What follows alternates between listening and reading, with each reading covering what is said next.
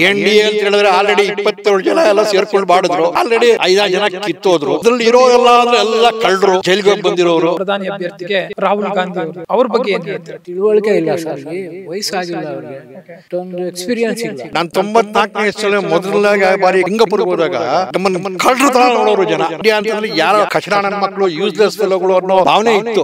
ಇವ್ರು ಹೋಗ್ತಾ ಇದಾರೆ ಹಿಂದುತ್ವ ಮುಸ್ಲಿಮ್ಸ್ ಅನ್ನೋದು ಜಾತಿ ಭೇದ ಇವ್ರು ಮಾಡ್ತಾ ಇದ್ದಾರೆ. ಮೊನ್ನೆ 10,000 ಕೋಟಿ ಮುಸ್ಲಿಂ ಬಗ್ಗೆ ಮೀಸಲು ಇಟ್ರು, ಬೇರೆಯವ್ರಿಗೆ ಯಾಕೆ ಇಡ್ಲಿಲ್ಲ ಇವರು? 75 ವರ್ಷ ಇಂಡಿಪೆಂಡೆಂಟ್ ಆದಾಗಿಂದ ಯಾಕೆ ಇದ್ದಿದ್ದು ಈಗ ಆಗಿದೆ ಚೆನ್ನಾಗಿ. ಘೋಷಣೆ ಏನೇನ್ ಮಾಡಿದ್ರು, ಸ್ಟಾರ್ಟ್ ಮಾಡಿದ್ರು ಕೊಡಕ್ಕೆ ಎಲ್ಲ ಬೆಲೆಗಳು ರೈಸ್ ಆಯ್ತು. ರಾಮ ಮಂದಿರ ಟ್ರಸ್ಟ್ ಇದೆ, ಅದು ಯಾವ ಗೌರ್ಮೆಂಟ್ 100 ರೂಪಾಯಿ ಕೊಟ್ಟಿಲ್ಲ, ಕೋಟ್ಯಾಂತರ ರೂಪಾಯಿ ಜನಗಳು ಕೊಟ್ಟಿದ್ದಾರೆ. ಇಂಡಿಪೆಂಡೆನ್ಸ್ ಬಂದಾಗಿಂದ ಸೌತ್ ಇಂಡಿಯನ್ಸ್ ನ ತುಳಿಯೋದು ಆಗಿದೆ, ಮೊಟ್ಟೆನ ತುಳಿತಾ ಇದ್ದಾರೆ. ಸೊ ನಮ್ಮಲ್ಲಿ ಯಾರು ಎಂಪಿಗಳು ಒಗ್ಗಟ್ಟಿಲ್ಲ, ಎಲ್ಲೂ ಧ್ವನಿ ಎತ್ತಲ್ಲ. ಲೋಕಸಭಾ ಚುನಾವಣೆಗೆ ಕೆಲ ತಿಂಗಳಷ್ಟೇ ಬಾಕಿ ಇದೆ. ಈ ಹಂತದಲ್ಲಿ ನಿನ್ನೆ ಕೇಂದ್ರ ಬಜೆಟ್ ಕೂಡ ಘೋಷಣೆ ಆಯಿತು, ಒಂದು ಮಂಡನೆ ಆಯಿತು, ಮಧ್ಯಂತರ ಬಜೆಟ್. ಈ ನಿಟ್ಟಿನಲ್ಲಿ ನಿರ್ಮಲಾ ಸೀತಾರಾಮನ್ ಅವರು ವಿತ್ತ ಸಚಿವೆ, ಕೇಂದ್ರದ ವಿತ್ತ ಸಚಿವೆ, ಸತತ 6ನೇ ಬಾರಿಗೆ ದಾಖಲೆಯ ಒಂದು ಬಜೆಟ್ ಅನ್ನ ಮಂಡನೆಯನ್ನು ಮಾಡಿದ್ರು. ಈ ನಿಟ್ಟಿನಲ್ಲಿ ಈಗ ಮುಂದೆ ಲೋಕಸಭಾ ಚುನಾವಣೆ, ಈ ನಿಟ್ಟಿನಲ್ಲಿ ಜನ ಏನಂತಾರೆ ಅಂತ ಅವರನ್ನೇ ಕೇಳೋಣ. ಸರ್ ನಮಸ್ತೆ. ನಮಸ್ತೆ ಸರ್. ಸರ್, ನಿಮಗೆ ಮುಂದಿನ ಪ್ರಧಾನಿಯಾಗಿ ಯಾರು ಆಯ್ಕೆ ಆಗಬೇಕು ಅಂತ? ನರೇಂದ್ರ ಮೋದಿ ಅವರೇ ಆಗಬೇಕು ಅಂತ ನಮ್ಮ ಇಷ್ಟ. ಸರ್, ನರೇಂದ್ರ ಮೋದಿ ಅವರೇ ಯಾಕೆ ಸರ್ ಪ್ರಧಾನಿಯಾಗಿ? ಅವರಿಂದ ತುಂಬ ಕೆಲಸಗಳೇ ನಮ್ಮ ರಾಜ್ಯಕ್ಕೆ ಆಗ್ತಾ ಇದೆ. ಓಕೆ, ಆದ್ದರಿಂದ ಅವ್ರ ಮೇಲೆ ನಾವು ಇಷ್ಟಪಡ್ತಾ ಇದ್ದೀವಿ. ಓಕೆ. ಈಗ ನರೇಂದ್ರ ಮೋದಿ ಅವರನ್ನು ಹೊರತುಪಡಿಸಿದರೆ INDA ಎನ್ನುವ ಮೈತ್ರಿಕೂಟವನ್ನು ಏನು ಮಾಡ್ಕೊಂಡಿದ್ದಾರೆ, ಅಲ್ಲಿಂದ ಕೇಳಿ ಬರುತ್ತಾ ಇರುವಂಥ ಹೆಸರು ಪ್ರಧಾನಿ ಅಭ್ಯರ್ಥಿಗೆ ರಾಹುಲ್ ಗಾಂಧಿ ಅವ್ರದ್ದು. ಸೊ ಅವ್ರ ಬಗ್ಗೆ ಏನು ಹೇಳ್ತೀರಾ? ಅವ್ರ ಬಗ್ಗೆ ಹೇಳೋದಾದರೆ ಅವ್ರಿಗೆ ತಿಳುವಳಿಕೆ ಇಲ್ಲ ಸರ್, ವಯಸ್ಸಾಗಿಲ್ಲ ಅವ್ರಿಗೆ, ಅಷ್ಟೊಂದು ಎಕ್ಸ್ಪೀರಿಯನ್ಸ್ ಇಲ್ಲ. ಇವ್ರಿಗಾಗಿರೋ ಎಕ್ಸ್ಪೀರಿಯನ್ಸಲ್ಲಿ ಅರ್ಧನೂ ಅವ್ರಿಗೆ ಇಲ್ಲ, ಹುಡುಗ. ಆದ್ದರಿಂದ ಅವ್ರಿಗೆ ಕೊಡೋಕ್ಕೆ ಇಷ್ಟ ಇಲ್ಲ. Right sir. ಈಗ ರಾಹುಲ್ ಗಾಂಧಿ ಅವರಿಗೆ ಎಕ್ಸ್ಪೀರಿಯನ್ಸ್ ಇಲ್ಲ ಅಥವಾ ಅವ್ರಿಗೆ ಈ ರಾಜಕಾರಣದಲ್ಲಿ ಅಷ್ಟೊಂದು ಪ್ರಬುದ್ಧತೆ ಇಲ್ಲ ಅನ್ನೋದು ಒಂದು ಕಡೆ ಮಾತಾದರೆ, ಅವರು ಒಂದು ರಾಜಕೀಯ ಕುಟುಂಬದಲ್ಲಿ ಹುಟ್ಟಿ ಬೆಳೆದಂಥವರು, ಅಪ್ಪ ಅಮ್ಮ ಇರ್ಬೋದು, ಅಜ್ಜಿ ಇರ್ಬೋದು, ಎಲ್ಲರೂ ಕೂಡ ಆ ನಿಟ್ಟಿನಲ್ಲಿ ರಾಜಕೀಯ ಕುಟುಂಬದಲ್ಲಿ ಬಂದಂಥವರು. ಸೊ ಅವರಿಗೆ ದೇಶವನ್ನು ನಡೆಸುವಂಥ ಕೆಪಾಸಿಟಿ ಇದೆ ಅಂತ ಹೇಳ್ತಾರೆ. ಏನು ಹೇಳ್ತೀರಾ? ಇಲ್ಲ ಸರ್, ಆ ಕೆಪಾಸಿಟಿ ಇಲ್ಲ. ವಯಸ್ಸು ಆದಂತೆ ಅವ್ರಿಗೆ ಎಕ್ಸ್ಪೀರಿಯನ್ಸ್ ಬೆಳೆಯುತ್ತೆ. ನರೇಂದ್ರ ಮೋದಿ ವಯಸ್ಸು ಎಷ್ಟು, ಇವ್ರ ವಯಸ್ಸು ಎಷ್ಟು? ರೈಟ್. ಆದ್ದರಿಂದ ಹುಡುಗನೇ, ದೊಡ್ಡವ್ರೆ. ಹಾಗಿದ್ರೆ ಒಂದು ಅವಕಾಶ ಬೇಡ ಅಂತೀರ ಅವರಿಗೆ? ಈಗ ಸದ್ಯಕ್ಕಂತೂ ಬೇಡ. ಓಕೆ. ಈಗ ನರೇಂದ್ರ ಮೋದಿ ಅವರು ಮುಂದುವರಿಲಿ ಅಂತ ಹೇಳಿದ್ರಿ. ಸೊ ನಿನ್ನೆ ಒಂದು ಬಜೆಟ್ ಏನು ಮಂಡನೆ ಆಯಿತು, ನೋಡಿದ್ರ ತಾವು ಬಜೆಟ್ ಅನ್ನ? ಇಲ್ಲ, ನಾನು ನೋಡಲಿಲ್ಲ. ಬಜೆಟ್ ಬಗ್ಗೆ ಅಷ್ಟು ನೋಡಿಲ್ಲ. ಓಕೆ. ಇದೊಂದು 44.90 ಲಕ್ಷ ಕೋಟಿ ರೂಪಾಯಿಗಳ ಬಜೆಟ್ ನಿನ್ನೆ ಮಂಡನೆ ಆಗಿದ್ದು. ಇದರಲ್ಲಿ ಕೆಲವೊಂದು ಹೈಲೈಟ್ಸ್ಗಳನ್ನ ನೋಡೋಕೆ ಹೋದ್ರೆ 1.8 ಕೋಟಿ ಜನರಿಗೆ PM ಕಿಸಾನ್ ಸಮ್ಮಾನ್ ಯೋಜನೆಯಡಿ ಹಣವನ್ನ ನೀಡಲಾಗಿದೆ. ಒಳ್ಳೆ ಕೆಲಸ ಅದು, ರೈತರಿಗೆ ಒಳ್ಳೆ ಕೆಲಸ ಅದು. ಹಾಗೆ 33 ಕೋಟಿ ಜನರಿಗೆ PM ಮುದ್ರಾ ಯೋಜನೆಯಡಿ ಸಾಲ ಸೌಲಭ್ಯ. ಮತ್ತೆ ರಿಕವರಿ ಆಗುತ್ತಾ? ಹೌದು, ಪರವಾಗಿಲ್ಲ, ಅದು ಒಳ್ಳೆ. ಹಾಗೆ 390 ವಿಶ್ವವಿದ್ಯಾಲಯಗಳ ಒಂದು ಆರಂಭ ಆಗ್ತಾ ಇದೆ ಕೇಂದ್ರ. ತುಂಬಾ ಒಳ್ಳೆ ಕೆಲಸ ಅದು. ಹಾಗೇನೆ ಕೇಂದ್ರ ಸರ್ಕಾರದಿಂದ ಸ್ಕಿಲ್ ಇಂಡಿಯಾ ಯೋಜನೆಯಡಿ 1.4 ಕೋಟಿ ಯುವಕರಿಗೆ ತರಬೇತಿ. ಅದು ಪರವಾಗಿಲ್ಲ, ಒಳ್ಳೆ ಕೆಲಸ. ಎಸ್, ಈ ರೀತಿಯಾಗಿ ಕೆಲವೊಂದಷ್ಟು ಇದೆ. ಈ ನಿಟ್ಟಿನಲ್ಲಿ ನೋಡೋಕೆ ಹೋದ್ರೆ ಸಾಲದ್ದು ಅಂತಂದ್ರೆ ಹಿಂದೆ ಇದ್ರದ್ದು ಟ್ಯಾಕ್ಸ್ ಒಂದು 5 ಲಕ್ಷದವರೆಗೆ ಏನು ಟ್ಯಾಕ್ಸ್ ಇರಲಿಲ್ಲ. ಸೊ ಆ ಮಿತಿನ 7 ಲಕ್ಷದವರೆಗೆ ಏರಿಸಲಾಗಿದೆ, ಎಕ್ಸ್ಟೆಂಡ್ ಮಾಡಿದ್ದಾರೆ. ಪರವಾಗಿಲ್ಲ, ಅದು ಒಳ್ಳೆ ಕೆಲಸನೇ. ಓಕೆ. ಮೀನುಗಾರರ ವಿಚಾರ ನೋಡೋಕೆ ಹೋದ್ರೆ 75,000 ಅಂದ್ರೆ ಒಂದು ಜಾಬ್ ಅಪರ್ಚುನಿಟೀಸ್ ಅನ್ನ ಕೂಡ. ಪರವಾಗಿಲ್ಲ, ಫೈನ್ ಸರ್. ಈ ನಿಟ್ಟಿನಲ್ಲಿ ನೋಡೋಕೆ ಹೋದ್ರೆ ನೀವು ಹಾಗಾದ್ರೆ ಈಗ ಇದೊಂದು ಬಜೆಟ್ ಅನ್ನ ನೋಡಿದ್ರೆ ಅದ್ರ ಬಗ್ಗೆ ಎಲ್ಲ ಒಳ್ಳೆ ಕೆಲಸನೇ ಮಾಡಿದ್ದಾರೆ. ಇನ್ನೊಂದಷ್ಟು ಇದೆ. ಫೈನ್. ಈಗ ಇನ್ನೊಂದು ಮಾತು ಕೇಳಿ ಬರ್ತಾ ಇದೆ, ಹಿಂದಿಂದನೂ ಕೇಳಿ ಬರ್ತಾ ಇರೋಂಥ ಮಾತು, ಭಾರತದಲ್ಲಿ ಪ್ರತ್ಯೇಕವಾಗಿ ದಕ್ಷಿಣ ಭಾರತಕ್ಕೆ ಕೇಂದ್ರ ಸರ್ಕಾರದಿಂದ ತಕ್ಕ ಮಟ್ಟಿಗಿನ ಪ್ರಾಶಸ್ತ್ಯ ಸಿಗ್ತಾ ಇಲ್ಲ ಅಂತ. ಆ ನಿಟ್ಟಿನಲ್ಲಿ ನೋಡೋಕೆ ಹೋದ್ರೆ ನಿನ್ನೆ ಈ ಬಜೆಟ್ ಮಂಡನೆ ಆದಮೇಲೆ ಬೆಂಗಳೂರು ಗ್ರಾಮಾಂತರ ಸಂಸದರು ಏನಿದ್ದಾರೆ, ಲೋಕಸಭೆ ಸಂಸದರು DK ಸುರೇಶ್ ಅವರು ದಕ್ಷಿಣ ಭಾರತ ಮತ್ತು ಉತ್ತರ ಭಾರತ ಡಿವೈಡ್ ಮಾಡಬೇಕು ಅಂತ ಹೇಳಿದ್ದಾರೆ. ಏನು ಹೇಳ್ತೀರಾ? ಯಾಕೆ ಸರ್ ಡಿವೈಡ್ ಮಾಡಬೇಕು? ಅದೇ ಈಗ ಅದನ್ನ ವಿಭಾಗ ಮಾಡಬೇಕು ಅಂತಂದ್ರೆ ಭಾರತವನ್ನ ದಕ್ಷಿಣ ಭಾರತ ಉತ್ತರ ಭಾರತ ಅಂತ ಮಾಡಬೇಕು ಅಂತ ಹೇಳ್ತಾರೆ. ದೇಶ ಒಳ್ಳೆಯ ಕೆಲಸ ಅವ್ರು ಮಾಡ್ತಾ ಇದ್ದಾರೆ ಅಷ್ಟೇ. ಓಕೆ, ಹೌದು. ಬೇಡ ಅಂತೀರಾ? ಮತ್ತೆ ಯಾಕೆ ಸರ್ ಮಾಡಬೇಕು? ಒಳ್ಳೆ ಇಂಪ್ರೂವ್ಮೆಂಟ್ ಮಾಡ್ತಾ ಇದ್ದಾರೆ, ಇನ್ನು ಮುಂದೆ ಮಾಡೋ ಮೂಮೆಂಟ್ ಇದೆ. ಈ ದೇಶ ಒಳ್ಳೆಯ ಕೆಲಸ ಅವ್ರು ಯಾಕೆ ಮಾಡಬೇಕು? ರೈಟ್. ಅಂದ್ರೆ ಅವರು ಹೇಳ್ತಾ ಇರೋದು ಅಂದ್ರೆ ಕೇಂದ್ರ ಸರ್ಕಾರದಿಂದ ದಕ್ಷಿಣ ಭಾರತಕ್ಕೆ ಹೆಚ್ಚಿನ ಪ್ರಾಶಸ್ತ್ಯ ಸಿಗ್ತಾ ಇಲ್ಲ ನಿಟ್ಟಿನಲ್ಲಿ ದಕ್ಷಿಣ ಭಾರತವನ್ನು ಸಪರೇಟ್ ಮಾಡಿ ಅನ್ನೋ ಲೆಕ್ಕದಲ್ಲಿ ಹೇಳಿದ್ದಾರೆ. ಮುಂದೆ ಕೊಡ್ತಾರೆ, ಇವಾಗ ಸದ್ಯಕ್ಕಿಲ್ಲ ಅಂದ್ರೆ ಮುಂದೆ ಕೊಡ್ತಾರೆ. ಸರ್, ಅದೇ ನಮ್ಮ ಪ್ರಶ್ನೆ ಇರೋದು, ಇಷ್ಟು ವರ್ಷದಿಂದನೂ ಕೂಡ ಕೇಂದ್ರ ಸರ್ಕಾರದಿಂದ ಈ ತರ ಆಗ್ತಾ ಇದೆ ಅಲ್ವಾ? ಸೊ ಆ ನಿಟ್ಟಿನಲ್ಲಿ ಈಗ ನರೇಂದ್ರ ಮೋದಿ ಅವರಿಂದ ದಕ್ಷಿಣ ಭಾರತಕ್ಕೆ ಇನ್ಕ್ಲೂಡಿಂಗ್ ಕರ್ನಾಟಕವನ್ನು ಸೇರಿಸಿ ಒಂದು ನ್ಯಾಯ ಸಿಗುವ ಸಾಧ್ಯತೆ ಇದೆ ಅಂತೀರಾ? ಇದೆ ಸರ್, ಖಂಡಿತ ಇದೆ, ಮಾಡ್ತಾರೆ ಅವರು. ಆ ಭರವಸೆ ಇದೆ, ನಮಗೆ ಭರವಸೆ ಇದೆ. ಇನ್ನು ಇವ್ರು ಮಾಡೋ ಭರವಸೆ ಇಲ್ಲ, ಸುಮ್ಮನೆ ಒಟ್ಟಿಗಾಗಿ ಇವರು ಏನೇನು ಮಾಡ್ತಾ ಇದ್ದಾರೆ ಅಷ್ಟೇ. ಇವ್ರ ಮೇಲೆ ಭರವಸೆ ಇಲ್ಲ, ಅವ್ರು ಮುಂದೆ ಮಾಡ್ತಾರೆ ಅವರು. ಸರಿ, ಈಗ ನರೇಂದ್ರ ಮೋದಿ ಅವರು ಪ್ರಧಾನಿಯಾಗಿ ಮುಂದುವರಿಲಿ ಅಂದ್ರೆ ನರೇಂದ್ರ ಮೋದಿ ಅವರ ಸರ್ಕಾರಕ್ಕಿರುವಂತ ಒಂದು ಪ್ರಮುಖ ಕಪ್ಪು ಚುಕ್ಕೆ ಅಂತಂದ್ರೆ ಇದೊಂದು ಜಾತಿವಾದಿ ಸರ್ಕಾರ, ಕೋಮುವಾದಿ ಸರ್ಕಾರ ಅಂತ. ಯಾವ್ದಂತೀರಾ? ಕೇಂದ್ರ ಸರ್ಕಾರ, ಕೇಂದ್ರ ಸರ್ಕಾರ ಏನಂತ ಕೋಮುವಾದಿ ಏನಿದೆ ಹೇಳಿ? ಇನ್ನು ಇವ್ರು ಕೋಮುವಾದಿ ಮಾಡ್ತಾ ಇದ್ದಾರೆ. ಅವ್ರೇನ್ ಮಾಡ್ತಾ ಇದ್ದಾರೆ? ಹಿಂದುತ್ವ ಅನ್ಕೊಂಡು ಇವ್ರು ಹೋಗ್ತಾ ಇದ್ದಾರೆ. ಹಿಂದುತ್ವ, ಮುಸ್ಲಿಮ್ಸು ಅನ್ನೋದು ಜಾತಿ ಭೇದ ಇವ್ರು ಮಾಡ್ತಾ ಇದ್ದಾರೆ. ಇವಾಗ ಸದ್ಯಕ್ಕೆ ಅವ್ರೇನು ಅಂತ ಕಾಣ್ತಾ ಇಲ್ಲ. ಏನಕ್ಕೆ ಮಾಡ್ತಾ ಇದ್ದಾರೆ ಜಾತಿ ಭೇದ? ಇವಾಗ ಇವರೆಲ್ಲ ಸ್ಟಾರ್ಟ್ ಆಗಿದೆ. ಮೊನ್ನೆ 10,000 ಕೋಟಿ ಮುಸ್ಲಿಂ ಬಗ್ಗೆ ಮೀಸಲು ಇಟ್ಟರು, ಬೇರೆಯವ್ರಿಗೆ ಯಾಕೆ ಇಡಲಿಲ್ಲ ಇವರು? Right sir. ಓಕೆ, ಈಗ ದಕ್ಷಿಣ ಭಾರತ, ಉತ್ತರ ಭಾರತ ಈ ಥರದ ಕೆಲವೊಂದು ಚರ್ಚೆಗಳಾದರೂ ಕೂಡ ಈಗ ಇದರಿಂದ ಕೇಂದ್ರ ಸರ್ಕಾರದಲ್ಲಿ ಒಂದು ಇರುವಂತಹ ಒಂದು ಪ್ರಮುಖ ಅಂತಂದ್ರೆ ಒಂದು ಮೇನ್ ಪಾಯಿಂಟ್ ಅಂತಂದ್ರೆ ನರೇಂದ್ರ ಮೋದಿ ಅವರನ್ನು ಬಿಟ್ಟು ಬೇರೆ ನಾಯಕರು ಇಲ್ವಾ ಅಂತ. ನಾವು ದಕ್ಷಿಣ ಭಾರತದಿಂದ ಯಾರಾದರೂ ಒಬ್ಬ ಪ್ರಧಾನಿ ಆಗಲಿ ಅನ್ನೋದೊಂದು ಕಡೆ ಆದರೆ ಅಲ್ಲಿ ಯಾವ ಮಾತು ಇಲ್ಲ, ಡೈರೆಕ್ಟ್ ಆಗಿ ನರೇಂದ್ರ ಮೋದಿ ಅವರು ಪ್ರಧಾನಿ ಅಂತ ಕೇಳಿ ಬರ್ತಾ ಇರೋದು. ಸೊ ಅವ್ರಿಗಿಂತ ದೊಡ್ಡವ್ರು ಇನ್ಯಾರಿದ್ದಾರೆ? ಯಾರು ಇಲ್ಲ. ಓಕೆ, ಅಡ್ವಾಣಿ ಅವರು ಇದ್ರೆ ಅದು ಅವ್ರಿಗೇನು ಹುಷಾರಿಲ್ಲ ಅಂದ್ಕೊಳ್ಳಿ. ಇವರಲ್ಲಿ ಇವಾಗ ನೋಡೋಕೆ ಹೋದರೆ ನರೇಂದ್ರ ಮೋದಿಗಿಂತ ವಯಸ್ಸಾಗಿರ್ತಕ್ಕಂಥವ್ರು ಇನ್ಯಾರೂ ಇಲ್ಲ. ಅದರಲ್ಲಿ ಇವ್ರಿಗೆ ಒಂದು 2 ಟರ್ಮು 10 ವರ್ಷದಿಂದ ಅನುಭವ, ಎಕ್ಸ್ಪೀರಿಯನ್ಸ್ ಇದೆ. 10 ವರ್ಷದಲ್ಲಿ ಸಾಕಷ್ಟು ಇಂಪ್ರೂವ್ಮೆಂಟ್ ಆಗಿದೆ. ಬಿಟ್ಕೊಟ್ಟಂಥ ಕಾಶ್ಮೀರ ಅವೆಲ್ಲನೂ ಮತ್ತೆ ತೆಗೆದುಕೊಂಡ್ರು. ಹೊರದೇಶಗಳಲ್ಲಿ ಒಳ್ಳೆ ನೇಮ್ ಇದೆ. ಅದರಿಂದ ಇವರೇ. ಮತ್ತು ನರೇಂದ್ರ ಮೋದಿ ಅವರು ಪ್ರೆಸ್ ಕಾನ್ಫರೆನ್ಸ್ಗಳನ್ನು ಅಟೆಂಡ್ ಮಾಡಲ್ಲ, ಅದೊಂದೇ ತಪ್ಪು ಅವ್ರದ್ದು. ಪ್ರೆಸ್ ಕಾನ್ಫರೆನ್ಸ್ ಅಟೆಂಡ್ ಮಾಡಬೇಕಿತ್ತು, ಅದೊಂದು ತಪ್ಪು ಅವ್ರದ್ದು.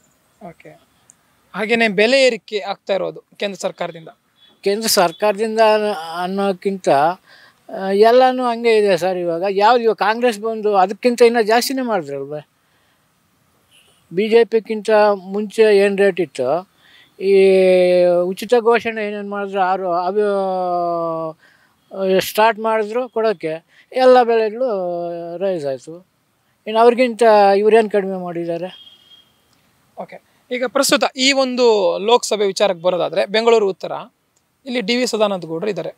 ಅವರೇ ಮುಂದುವರಿಬೇಕಾ? ಅವ್ರು ಇನ್ನೊಮ್ಮೆ ಎಲೆಕ್ಷನ್ ಏನಾದರೂ ಫೇಸ್ ಮಾಡಿದರೆ, ಅಥವಾ ಈಗಾಗಲೇ ಇರೋ ಬ್ಯಾಟರಾಯನಪುರದ ಶಾಸಕರು ಕೃಷ್ಣ ಬೈರೇಗೌಡರು ಆಗಬೇಕಾ? ಇವರಿಬ್ಬರಲ್ಲಿ ಕೃಷ್ಣ ಬೈರೇಗೌಡರು ಆಗಬೇಕು. ಇವರು ಸಂಸದರಾಗಬೇಕು. ಹೌದು. ಈಗ ನೀವು ನೋಡಿರೋ ಥರ ಏನು ಈಗಿನ ಸಂಸದರು ಏನಿದ್ದಾರೆ ಅವರ ಕಾರ್ಯ, ಸದಾನಂದ ಗೌಡರ ಕಾರ್ಯ ಬಗ್ಗೆ ಏನಾದರೂ ಹೇಳೋದಾದ್ರೆ? ಇಲ್ಲ ಸರ್, ಅದಷ್ಟು ಗೊತ್ತಿಲ್ಲ. ಸರ್ ನಮಸ್ತೆ. ನಿಮ್ಮ ಮುಂದಿನ ಪ್ರಧಾನಮಂತ್ರಿ ಆಯ್ಕೆ ಯಾರು ಸರ್? ಮುಂದಿನ ಪ್ರಧಾನಮಂತ್ರಿ ಆಯ್ಕೆಗಿಂತ ಇದು ಸ್ವಲ್ಪ ಇನ್ನೆಲ್ಲ ಹೇಳಿದ್ರೆ ಚೆನ್ನಾಗಿರುತ್ತೆ. ಯಾಕೆಂದ್ರೆ ನನಗೆ ಏಜು 67 ವರ್ಷ. ನಾನು ಬಿಸ್ನೆಸ್ ಮನ್ನು, ಸಾಕಷ್ಟು ಕಂಟ್ರಿಗಳು ಸುತ್ತಿದ್ದೀನಿ, ಮಾಡಿದ್ದೀನಿ. ನಾನು 94ನೇ ಇಯರ್ಸಲ್ಲಿ ಮೊದಲನೇ ಬಾರಿ ಸಿಂಗಾಪುರ್ಗೆ ಹೋದಾಗ ನಮ್ಮನ್ನು ಕಳ್ಳರ ಥರ ನೋಡೋರು ಜನ. ಸೊ ಆವಾಗ ಹೆಂಗಿತ್ತು ಅಂತಂದರೆ, ನಮ್ಮ ಇಂಡಿಯಾ ಅಂತಂದರೆ ಯಾರೋ ಕಚಡ ನನ್ನ ಮಕ್ಕಳು, ಯೂಸ್ಲೆಸ್ ಫೆಲೋಗಳು ಅನ್ನೋ ಭಾವನೆ ಇತ್ತು.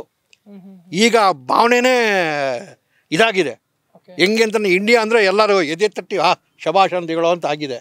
ನನ್ನ ಪ್ರಕಾರ 10 ವರ್ಷದಿಂದ ಮೋದಿ ಮಾಡಿರೋ ಇದು ನೋಡಬೇಕು ಅಂದರೆ ನನಗೆ ಭಾಳ ಸಂತೋಷ ಆಗುತ್ತೆ. 75 ವರ್ಷ ಇಂಡಿಪೆಂಡೆನ್ಸ್ ಆದಾಗಿಂದ ಆಗದೆ ಇದ್ದಿದ್ದು ಈಗ ಆಗಿದೆ ಚೆನ್ನಾಗಿ. ಮುಂಚೆ ಇದೇನೋ ಫಾರ್ ಎಕ್ಸಾಂಪಲ್ಲು ಅಕೌಂಟ್ಸ್ ಓಪನ್ ಮಾಡೋದು, ಮುಂಚೆ ಜನಕ್ಕೆ ಅಕೌಂಟ್ಸ್ ಓಪನ್ ಮಾಡೋ ಇದೇ ಇರಲಿಲ್ಲ. ಏನು ಗೌರ್ಮೆಂಟಿಂದ ಜಾರಿ ಆಗುತ್ತೆ ಎಲ್ಲ ತಿಂದ್ಬಿಟ್ಟು ತೆಗ್ಬಿಡೋರು. ಒಂದು ಸರಿ ರಾಜೀವ್ ಗಾಂಧಿನೇ ಯಾವುದೋ ಒಂದು ಭಾಷಣದಲ್ಲಿ ಹೇಳಿದ್ರು, ನಾನು ಕೇಳಿದ್ದೀನಿ, ನಾವು ಏನು ಪಬ್ಲಿಕ್ಕೋಸ್ಕರ ನಾವು ಬಿಡುಗಡೆ ಮಾಡ್ತೀವಿ ಅವ್ರು ಅದರಲ್ಲಿ ಪಬ್ಲಿಕ್ 10% ಕೂಡ ಸೇರಲ್ಲ ಅಂದ್ಬಿಟ್ಟು. ಈಗ ಯಾರು ಏನು ತಿನ್ನೋದಕ್ಕೆ ಏನು ಮಾಡೋದಕ್ಕೆ ಅವಕಾಶನೇ ಇಲ್ಲ. ಸೊ ಅಷ್ಟು ಚೆನ್ನಾಗಿ ಇದಾದ. ಕರಪ್ಷನ್ ಅಂತೂ ಒಂದು ನನ್ನ ಪ್ರಕಾರ ಪೂರ್ತಿ ಬೂದಿದೆ ಅಂತ ಹೇಳೋಕ್ಕಾಗಲ್ಲ. ಒಂದು 50% ಕರಪ್ಷನ್ ಇಲ್ಲಿ ಕಮ್ಮಿ ಆಗಿದೆ. ಬಟ್ ಇದೆಲ್ಲ ನೋಡ್ಕೊಂತು ಅಂತಂದರೆ ನಮ್ಮ ಇದು ಇನ್ನೊಂದು ಬಾರಿ ನಾವು ಇವ್ರನ್ನೇ ನರೇಂದ್ರ ಮೋದಿನ ಗೆಲ್ಸೋದೇ ಒಳ್ಳೆಯದು ಅನ್ನೋದು ನನ್ನ ಅಭಿಪ್ರಾಯ. ಓಕೆ.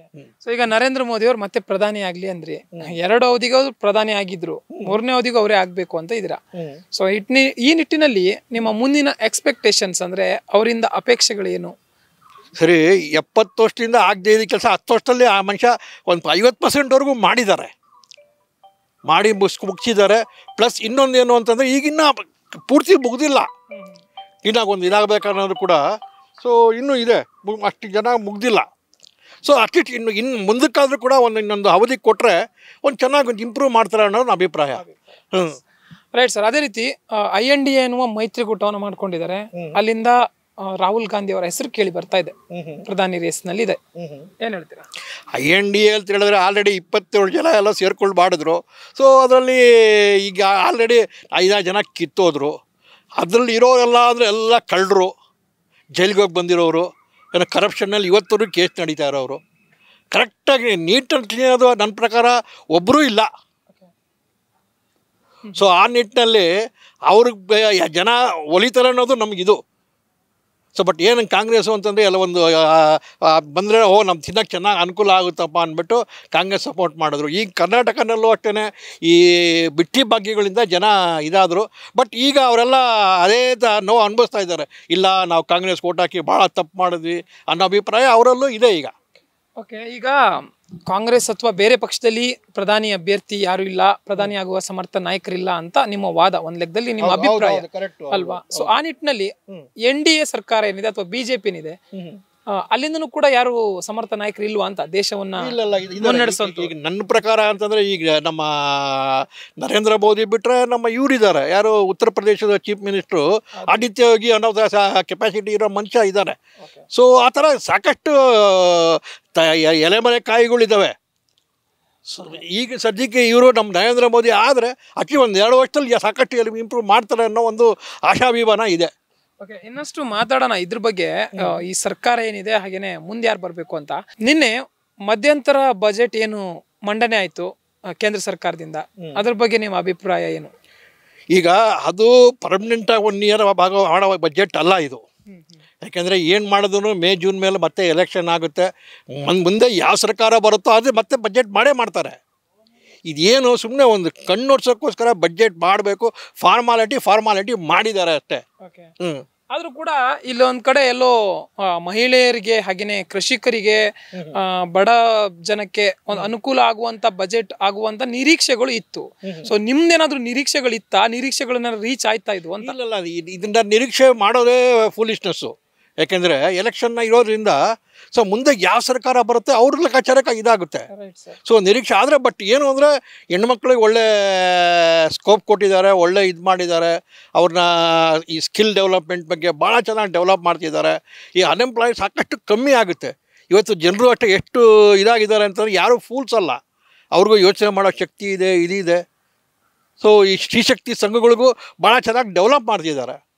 ಸರ್, ಈಗ ಚುನಾವಣೆ ವರ್ಷ, ಚುನಾವಣೆಗೆ ಇನ್ನೇನು ಕೆಲ ತಿಂಗಳಷ್ಟೇ ಬಾಕಿ ಇರೋ ನಿಟ್ಟಿನಲ್ಲಿ ಒಂದು ಒಳ್ಳೆ ಗಟ್ಟಿ ಬಜೆಟ್ ಅನ್ನ ನಿರೀಕ್ಷೆ ಮಾಡುವಂತ, ನಿರೀಕ್ಷೆ ಅಂದ್ರೆ ಕೊಡುವಂತ ಸಾಧ್ಯತೆಗಳಿತ್ತು, ನಿರೀಕ್ಷೆ ಕೂಡ ಹಲವರು ಮಾಡಿದ್ರು. ಆದ್ರೆ ಎಲ್ಲೋ ಒಂದ್ ಕಡೆ ರಾಮ ಮಂದಿರ ನಿರ್ಮಾಣ ಏನಾಯ್ತು, ಅದ್ರ ಉದ್ಘಾಟನೆ ಏನಾಯ್ತು, ಅದೇ ಎಲ್ಲೋ ಒಂದ್ ಕಡೆ ಮುಖ್ಯವಾಗಿ ವೋಟಿಂಗಿಗೆ ಹೆಲ್ಪ್ ಆಯ್ತು. ಆ ನಿಟ್ಟಿನಲ್ಲಿ ಬಜೆಟ್ಗೆ ಹೆಚ್ಚು ಮಹತ್ವ ನೀಡಲಿಲ್ಲ ಅಂತ ಅನಿಸ್ತಾ ಇದೆ ನಿಮ್ಗೆ, ಹೇಗೆ? ಇಲ್ಲ, ಆ ರೀತಿ ನನ್ನ ಅಭಿಪ್ರಾಯ ಏನೂ ಇಲ್ಲ. ಆ್ಯಕ್ಚುಲಾಗಿ ಇವರು ಜನವರಿ 22ಕ್ಕೆ ಮುಂಚೆನೇ ಫಿಕ್ಸ್ ಮಾಡಿದ್ರು, ಆ ರೀತಿಗೆ ಇದು ಮಾಡಿದ್ರು. ಬಟ್ ಎರಡನೇ ರೀತಿ ಕೆಲವು ಜನ ಮಾತಾಡ್ತಾ ಇದ್ದಾರೆ, ಸಾಕಾರ ದುಡ್ಡನ್ನ ಹಿಂಗೆಲ್ಲ ಪೋಲ್ ಮಾಡಿದ್ರು, ಇದು ಮಾಡಿದ್ರು. ಅದು ಟೋಟಲಿ ತಪ್ಪು. ಇದಕ್ಕೆ ನಮ್ಮ ರಾಮ ಮಂದಿರ ಟ್ರಸ್ಟ್ ಇದೆ, ಅದು ಯಾರು ಕೂಡ ಯಾವ ಗೌರ್ಮೆಂಟು 100 ರೂಪಾಯಿ ಕೊಟ್ಟಿಲ್ಲ.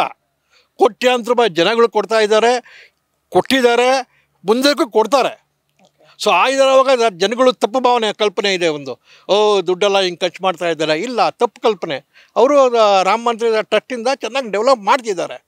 ಇಷ್ಟು 500 ವರ್ಷದಿಂದ ಆಗದೆ ಇದ್ದ ಕತೆ ಈಗ ಆಯ್ತಲ್ಲ, ಒಂದು ಹೆಮ್ಮೆ. ಆದ್ರೆ ಎಲ್ಲೋ ಒಂದ್ ಕಡೆ ಈ ಒಂದು ರಾಮ ಮಂದಿರ ಅನ್ನೋದು ಬಿಜೆಪಿಗೆ ಮತಗಳನ್ನುವ ವರ ಸಿಗುತ್ತೆ ಬಿಜೆಪಿಗೆ ಅನ್ನೋದು. ಹಾಗೇನೆ ಅದಕ್ಕೇನೆ ಈ ಬಜೆಟ್ಗೆ ಅಷ್ಟೊಂದು ಮಹತ್ವ ನೀಡಿಲ್ಲ ಅನ್ನೋದು ಬೇರೆ ಪಾಯಿಂಟ್ ಆದ್ರೂ ಕೂಡ ಎಲ್ಲೋ ಒಂದ್ ಕಡೆ ಇದು ರಾಮ ಮಂದಿರ ಮತವಾಗಿ ಪರಿಣಮಿಸುತ್ತಾ, ಹೆಚ್ಚು ಮತವಾಗಿ ಅಂದ್ರೆ 100% ಮತವಾಗಿ ಪರಿವರ್ತನೆ ಆಗುತ್ತೆ ಅನ್ನೋದು ಹೇಳೋದು ಸುಳ್ಳೋದು. ಬಟ್ ಆದ್ರೂ ಇದ್ರಲ್ಲಿ ಸ್ವಲ್ಪ ಇದಾಗುತ್ತೆ. ಯಾಕಂದ್ರೆ ಹಿಂದೂಗಳು ನೋಡು, ರಾಮ ಮಂದಿರ ದೇವ್ರ ಮಾಡ್ದ ಅಂದ್ಬಿಟ್ಟು ಹಿಂದೂಗಳು ಜಾಸ್ತಿ BJP ಮೇಲೆ ಒಲವು ತೋರಿಸ್ತಾರೆ. ಸಾಕಷ್ಟು ಜನ ನನ್ನ ಟಿವಿನಲ್ಲಿ ನೋಡಿದ ಪ್ರಕಾರ ಮುಸ್ಲಿಮ್ಸು ಸಾಕಷ್ಟು ಒಲವು ತೋರಿಸಿ ಇದು ಮಾಡಿದ್ದಾರೆ. So chances are there. ಈ ಬಜೆಟ್ ಏನೋ ಮಂಡನೆ ಆಯ್ತು, ಆ ಬಳಿಕ ಈಗ ಸದ್ಯಕ್ಕೆ ಬೆಂಗಳೂರು ಗ್ರಾಮಾಂತರ ಲೋಕಸಭಾ ಸಂಸದರಾದಂತಹ DK ಸುರೇಶ್ ಅವರು ದಕ್ಷಿಣ ಭಾರತ ಹಾಗೇನೆ ಉತ್ತರ ಭಾರತ ಡಿವೈಡ್ ಆಗ್ಬೇಕು, ಬೇರೆ ಬೇರೆ ಆಗ್ಬೇಕು ಅನ್ನುವಂತ ಹೇಳಿಕೆಯನ್ನ ಕೊಟ್ಟಿದ್ದಾರೆ. ಏನ್ ಹೇಳ್ತೀರಾ? ಇದು ಬಾಲಿಶ ಹೇಳಿಕೆ. ಇದು ಏನೋ ಒಂದು ನನಗೆ ಸ್ಕೋಪ್ ತಗೊಳ್ಬೇಕು ಅನ್ನೋದು ಕಷ್ಟ ಹೇಳಿದ್ದು. ಅದು ಇವತ್ತರೆಗೂ ನನ್ನ ಪ್ರಕಾರ 75 ವರ್ಷದಲ್ಲಿ ಉತ್ತರ ಭಾರತ ದಕ್ಷಿಣ ಭಾರತ ಇದು ಎರಡಕ್ಕೆ ಆಗಬೇಕು ಅನ್ನೋದು ಯಾರೂ ಧ್ವನಿ ಎತ್ತಿಲ್ಲ ನನ್ನ ಪ್ರಕಾರ. ಸೊ ಈ ಮನುಷ್ಯ ಏನೋ ಒಂದು ಇದಕ್ಕೋಸ್ಕರ, ಏನೋ ಪಬ್ಲಿಸಿಟಿಗೋಸ್ಕರ ಈ ಧ್ವನಿ ಎತ್ತಿದ ಅಷ್ಟೇ ಹೊರತು ಬೇರೆ ಇನ್ನೇನಿಲ್ಲ. ಅದಕ್ಕೆ ಸಹಮತ ಚೀಫ್ ಮಿನಿಸ್ಟ್ರು ಇಲ್ಲ, ಅದು ಅಸಿಸ್ಟೆಂಟ್ ಚೀಫ್ ಯಾರು ನಮ್ಮ DK ಶಿವಕುಮಾರ್ ಸಹಮತ ಇಲ್ಲ ಅದಕ್ಕೆ. ಯಾಕೆಂದರೆ ಕೆಲವು ಇರ್ಬೋದು, ಯಾಕೆಂದರೆ ಸೌತಿಂದ ಆ್ಯಕ್ಚುಲಾಗಿ ಹೇಳ್ಬೇಕಂದ್ರೆ ಅಷ್ಟೇ ಜಾಸ್ತಿ ಇನ್ಕಮ್ ಇದೆ ನಮ್ಮ ಟೆಕ್ ಪಾರ್ಕ್ನಲ್ಲೆಲ್ಲ ಮಾಡಿ ಅದೆಲ್ಲ ಇದೆ. ಅದು ಒಪ್ಪಬೇಕಾದ್ದೆ. ಅಂದರೆ ಅದ್ರಲ್ಲಿ ಪೂರ್ತಿ ಇದೆಲ್ಲ ಎತ್ಕೊಂಡೋಗಿ ಅಲ್ಲಿ ಆಗ್ತಾ ಇದ್ದಾರೆ ಅನ್ನೋದು ಅವೆಲ್ಲ ಫೂಲಿಶ್ನೆಸ್ಸು. ಅದೇ ಎಲ್ಲೋ ಒಂದ್ ಕಡೆ ದಕ್ಷಿಣ ಭಾರತಕ್ಕೆ ಅನ್ಯಾಯ ಆಗ್ತಾ ಇದೆ, ಪ್ರಾಶಸ್ತ್ಯ ಆಗ್ತಿದೆ ಕೇಂದ್ರ ಸರ್ಕಾರದಿಂದ ಅನ್ನುವಂತ ಮಾತು ಬಹಳ ಸಮಯಗಳಿಂದ ಕೇಳಿ ಬರ್ತಾ ಇತ್ತು. ಹಾಗೇನೆ ಟ್ಯಾಕ್ಸ್ ಕೂಡ ಅತಿ ಹೆಚ್ಚಾಗಿ ಕಲೆಕ್ಟ್ ಆಗೋದು ದಕ್ಷಿಣ ಭಾರತದ ರಾಜ್ಯಗಳಿಂದ ಅನ್ನೋದು ಗೊತ್ತಿರುವ ಸತ್ಯವೇ. ಆ ನಿಟ್ಟಿನಲ್ಲಿ ಅವರ ಅಸಮಾಧಾನವನ್ನು ಹೊರಗಾಕಿದರು ಏನೋ ಹೇಳಿಕೆಯನ್ನು ಕೊಟ್ಟಿದ್ದಾರೆ. ಆ ನಿಟ್ಟಿನಲ್ಲಿ ನಿಮ್ಗೆ ಏನ್ ಅನ್ಸುತ್ತೆ? ಅಂದ್ರೆ ಕೇಂದ್ರ ಸರ್ಕಾರದಿಂದ ದಕ್ಷಿಣ ಭಾರತದ ರಾಜ್ಯಗಳಿಗೆ ಎಲ್ಲೋ ಒಂದ್ ಕಡೆ ತಕ್ಕ ಮಟ್ಟಿಗೆ ಪ್ರಾಶಸ್ತ್ಯ ಸಿಗ್ತಾ ಇಲ್ಲ, ಅನ್ಯಾಯ ಆಗ್ತಿದೆ ಅನಿಸುತ್ತಾ? ಇಲ್ಲ, ಇದು ನಿಜವಾದ ಮಾತು. ಮುಂಚೆಯಿಂದ ಇಂಡಿಪೆಂಡೆನ್ಸ್ ಬಂದಾಗಿಂದ ಸೌತ್ ಇಂಡಿಯನ್ಸ್ನ ತುಳಿಯೋದು ಆಗಿದೆ, ಮೊದಲಿನ ತುಳಿತಾ ಇದ್ದಾರೆ. ಸೊ ಬಟ್ ಏನು ಅಂದರೆ ಈ ಮೊದಲಿನಷ್ಟು ತುಳಿತಾ ಇದಿಲ್ಲ, ಬಟ್ ಕಮ್ಮಿ ಇದೆ. ಆದರೂ ಮತ್ತೆ ನೆಗ್ಲಿಜೆನ್ಸ್ ಇದೆ. ಇನ್ನೊಂದು ಥಿಂಗ್ ಏನು ಅಂದರೆ, ನಮ್ಮ ಹೆಮ್ಮೆಯಿಂದ ಹೇಳ್ಕೊಬೇಕು, 25 ಜನ MP ಗಳಿದ್ದಾರೆ. ಅವ್ರು ಯಾವತ್ತೂ ಒಂದು ಇದ್ರ ಬಗ್ಗೆ ಧ್ವನಿ ಎತ್ತಿದ್ದು ನಾವು ಕೇಳೇ ಇಲ್ಲ.